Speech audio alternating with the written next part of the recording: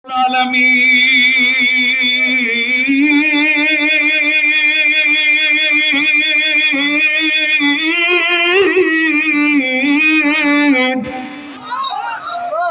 পবিত্র কোরআনুল কারীম নাযিল করে দিয়া, রে বন্ধু, এই কোরআনে আল্লাহ 30টা পারা 114টা সূরা আল্লাহ রাব্বুল আলামিন নাযিল করে।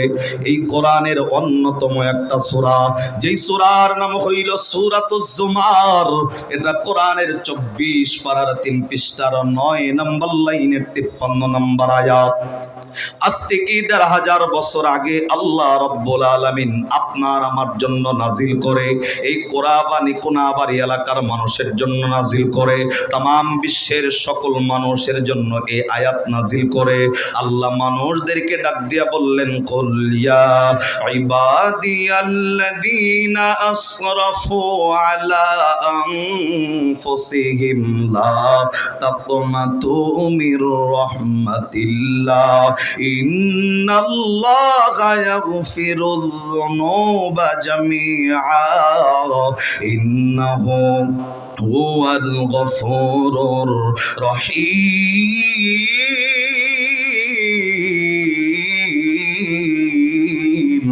একটা বান্দার জবান বন্ধ নয়, আওয়াজ করে কান আল্লাহু আকবার। আমার ভাইরা, আমার বন্ধুরে, এই আয়াতটা নাজিল করে দিয়া আজকের এই মানুষদেরকে আল্লাহ রাব্বুল আলামিন ডাকা, মানুষ রে, হায়াতের জিন্দেগিতে নিজের নফসের উপর জুলুম করে করে, শয়তানের ধোকায় পড়ে, গুনাহ করে করে আসমান পর্যন্ত যেই মানুষগুলা গুনাহগুলা ঠেকায়া দিছো, আল্লাহ ডাক দকায় আসমান বরাবর যাদের গুনাহ হয়ে গেছে, আল্লাহ ডাক দকায় বান্দা এই গুনার কথাগুলা স্মরণ করে আমি আল্লাহর রহমতের আশাটা নিয়া একবার আমি আল্লাহর কাছে কামব্যাক করো, একবার আমি আল্লাহর কাছে ফিরে আসো, একবার আমি আল্লাহরে ওয়াদা দাও আর কোনোদিন বান্দা গুনাহ করবা না। আল্লাহ ডাক দকায় এই প্রতিশ্রুতি যেই বান্দাগুলো আমি আল্লাহকে দিবে, আমি আল্লাহর ওয়াদা হইল ওই বান্দার তওবা যদি ইখলাসের সাথে হয়, ওই বান্দার তওবা যদি খালেস হইয়া যায়, আল্লাহ ডাক দকায় ওই বান্দার খাঁটি তওবার বিনিময় ওই বান্দার তামাম জিন্দেগীর সব গুনাহ আমি আল্লাহ মাফ করে ওই বান্দাকে আমি আল্লাহ রহমতের কোলে তুলে নিব। জবান বন্ধ নয়, আর একবার আওয়াজ করে সুবহানাল্লাহ। এরা বন্ধু, আল্লাহ রাব্বুল আলামিন ডাক দকায় মানুষ রে, হায়াতের জিন্দেগীর সব গুনাহের কথা স্মরণ করে একবার কোন মানুষ আমি আল্লাহর কাছে খাস দিলে, মাপ চাইলে, আল্লাহ ডাক দকায় বান্দা তামাম জীবনের সব গুনাহ মাফ করে আমি আল্লাহ তোমাকে রহমতের কোলে তুলে নিব। এরে বন্ধু, কোনাবাড়ি এলাকার যুবক ভাই, মুরব্বী বাবাজি, আমি আপনাদেরকে আরেকটা বার জিজ্ঞাসা করতে চাই, ভিতরের অহংকারটা দূর করে দিয়া, ভিতরের হিংসাটাকে দূর করে দিয়া, এই আয়াত যেহেতু গুনাহগারের জন্য আল্লাহ সুসংবাদ দিলেন, আমি আপনাকে বলবো আল্লাহকে জানায়া দেওয়ার লক্ষ্যে, আল্লাহর কাছে তওবার নিয়তে আরেকটা বার আল্লাহরে বলেন না, আপনার আমার পিছনের জিন্দেগিতে গুনাহ আছে না নাই? আমার ভাইরা, আমার বন্ধু, আল্লাহ রাব্বুল আলামিন ডাক দকায় বান্দা আসমান বরাবর গুনাহ মাফ চাইলে আমি আল্লাহ মাফ করে দিব, আমি আল্লাহ তোমাকে রহমতের কোলে তুলব। এরে বন্ধু, এই আয়াতের ব্যাখ্যায় মুফাসসিরদের মধ্যে অন্যতম মুফাসসির আল্লামা জমিরউদ্দিন নানুপুরী রহমাতুল্লাহি আলাইহি, তিনি তার কিতাবের ভাষায় উল্লেখ করে বলেন, এই কোনাবাড়ি এলাকার কোন মানুষ যদি এই আয়াতের মেসেজটাকে মেনে নেয়, অর্থাৎ খাঁটি দিলে কোনো বান্দা যদি আল্লাহর কাছে তওবা করে, আল্লাহ ওই বান্দার জন্য তিনটা পুরস্কারের ব্যবস্থা রাখবে। এরা বন্ধু, আল্লাহ তাদের জন্য তিনটা পুরস্কারের ব্যবস্থা রাখবেন। 1 নম্বরের পুরস্কার আল্লাহ জীবনের গুনাহ মাফ করবে, 2 নম্বরের পুরস্কার আল্লাহ চেহারার মধ্যে আসমানি নূর ঢুকায় দিবে, 3 নম্বরের পুরস্কার হইল আল্লাহ রাব্বুল আলামিন ওই বান্দারে জান্নাতি পোশাক পরায়া নবীর সামনে বসার ব্যবস্থা করে দিবে। আরে বন্ধু, কোন তরিকায়, কোন স্টাইলে, কেমনে ইবাদত করলে এই 3টা পুরস্কার আল্লাহ আপনারে আমারে দান করবেন, এই ব্যাপারে কিতাবের ভাষায় ছোট্ট একটা ওয়াকিয়া উল্লেখ করা হয়েছে। এমন একজন ব্যক্তির আলোচনা কিতাবের ভাষায় এনেছেন, আপনার আমার নবীর পরে পৃথিবীর জমিনে সবচাইতে মর্যাদা বেশি যার, ওই ব্যক্তির আলোচনা। আমরা কিন্তু জানি নবীর পরে সবচাইতে মর্যাদাবান ব্যক্তির নাম আপনার আমার নবীর সাহাবী হযরতে সিদ্দিকে আকবর আবু বকর রাদিয়াল্লাহু তাআলা আনহু। জবান বন্ধ নয়, আওয়াজ করে বলেন সুবহানাল্লাহ।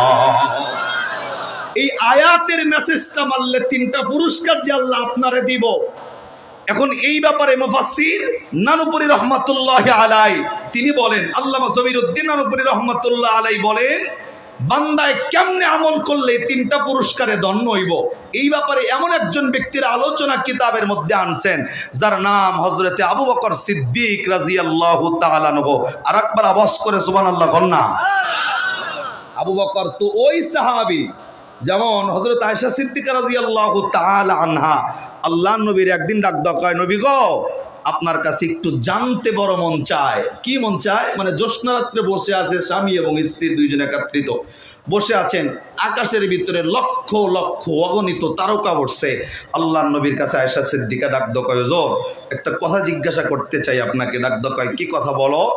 হযরত আয়েশা সিদ্দিকা রাদিয়াল্লাহু তাআলা আনহা ডাকদা বলতেছেন, হুজুর এই যে আকাশে যেই পরিমাণ নক্ষত্র দেখা যায়, তারা দেখা যায়, এই পরিমাণ ইবাদত, এই পরিমাণ নেকি আপনার কোন সাহাবী কি করছে? আল্লাহর নবী ডাকদা কয়, হ এই পরিমাণ নেকি একজন সাহাবী করছে। হযরত আয়েশা সিদ্দিকা মনে মনে ভাবছে যে তেলি যদি কইরা থাকে তাহলে আমার বাপের নামটা মনে হয় আল্লাহর নবী কইব। আয়েশা সিদ্দিকার কথা শুনা আল্লাহর নবী যখন বলছে হয় এই পরিমাণ নেকি করণীওয়ালা একজন সাহাবী আমার আছে, আয়েশা সিদ্দিকা মনে মনে বাপের নামটা শোনার জন্য ডাক দেয়া কইছে, ওজো তাহলে ওই সাহাবীর নামটা একটু আমারে কোন। আল্লাহর নবী ডাক দেয়া কয়, আয়েশা আকাশে যেই পরিমাণ তারকা দেখতেছ, এই পরিমাণ নেকি করণীওয়ালা একজন সাহাবী, সেই সাহাবীর নাম হযরত ওমর ইবনুল খাত্তাব রাদিয়াল্লাহু তাআলা। সুবহানাল্লাহ, আবার জোরে কোন। আকাশের তারকা পরিমাণ ইবাদত আমার সাহাবী হযরত ওমর ইবনুল খাত্তাব রাদিয়াল্লাহু তাআলা আনহু করছে। আল্লাহর নবী আয়েশার চেহারার দিকে তাকায় দেখে মনটা কেমন যেন, মুখটা ছোট হয়ে গেছে, মনটা মলিন হয়ে গেছে। আমার বাপের নাম কয় নাই। কারণ আপনার যে ওয়াইফ আছে দেখবেন অন্য পুরুষের না, নিজের শ্বশুর বাড়ির সুনাম করলে তার চেহারায় যে একটা হাসি, মানে 1.5 লাখ টাকা দেবে, এটা কিনুন যায় না। যারা বিয়া করছে তারা কয় ঠিক, আর দিকে হুজুর আমার খবরই নাই। কথা ঠিক নেই? সবসময় বিবির প্রশংসা করবেন, মানে শ্বশুর বাড়ির প্রশংসা করবেন। আর আপনার বিবির চোখে তারাই সবচাইতে ভালো মানুষ, তার বাবা, তার ভাই এবং তার বোনরে যে বিয়া দিয়েছে আর বোনের জামাই। কথা ঘন না গায়। আমনের দুনিয়া আপনার চাইতে নিকৃষ্ট দুনিয়াতে খুব কমই আছে। ও পাইছি কি তোমার সংসারে আয়া জীবনে কি দিছ আমারে কও। তাহলে আমার মতো মহিলা দেখা তোমার সংসারটা করলাম, অন্য মহিলা কবে ভাইয়া ভাইয়ের নাতি দেখে তো গা। আরে কথা কন না, ঠিক নেই? মহিলাদেরকে ভালোবাসতে হবে, তবে তাদেরকে ইসলামটাকেও শেখাইতে হবে। আপনারা তো খালি ঘরের ভিতরে কিরণমালা ঢুকাইছেন আর স্টার জলসা, আর খালি দেখেন আউল ফাউল জিনিস। একটা কিতাব নিজের ওয়াইফরে কিনা দেন নাই, মোবাইলটা দিয়ে টিকটক ছাড়া দেয়, হ্যাঁ টিকটক করে, হ্যাঁ বউ টিকটক করে। আরে কথা বল না কেন? নিজের বোর্ড আরে বাজারের পণ্য বানাইছে। এই আপনি যে টিকটক করেন, মি আপনার টিকটক দেয় কেডা?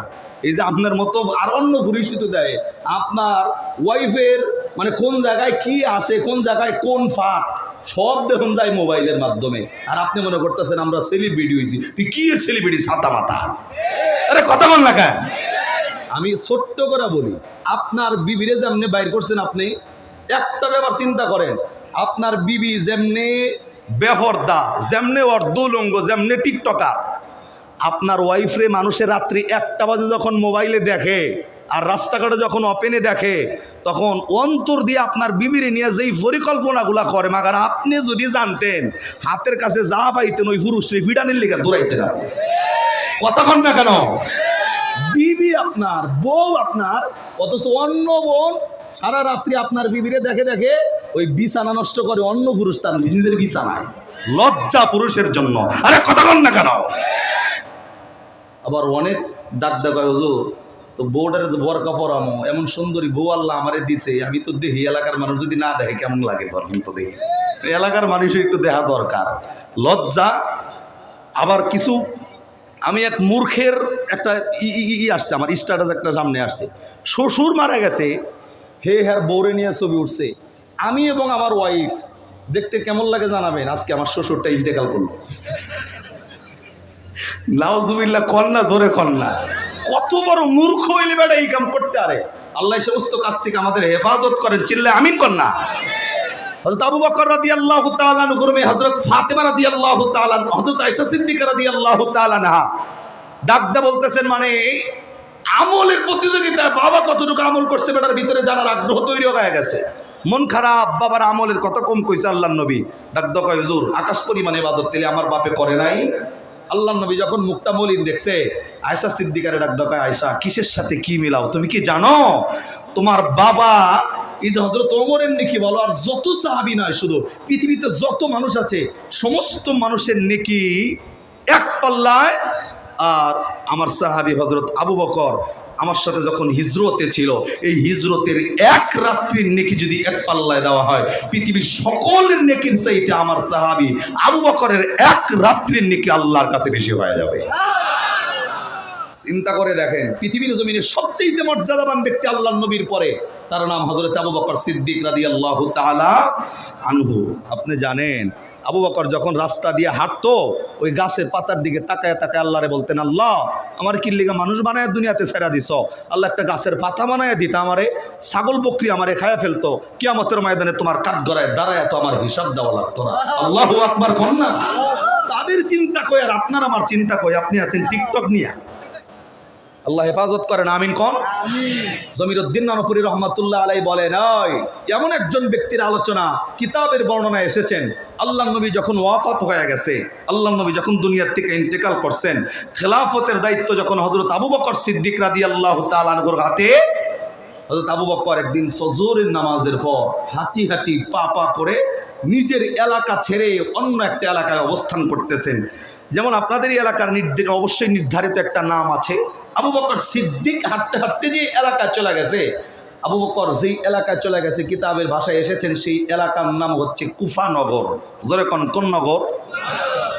আবু বকর কুফানগরে গিয়া রাস্তায় হাঁটতে তাকায় দেখে রাস্তার পাশে কিছু মানুষজন দাঁড়ানো, মাগার একা না, কিছু মানুষজন দাঁড়াইছে ঠিকই, কিন্তু একটা লাশ উত্তর দিক করে সুন্দর করে শোয়া ঢাইকা রাখছে, মানুষগুলা চতুর্দিক দিয়া দাঁড়ানো।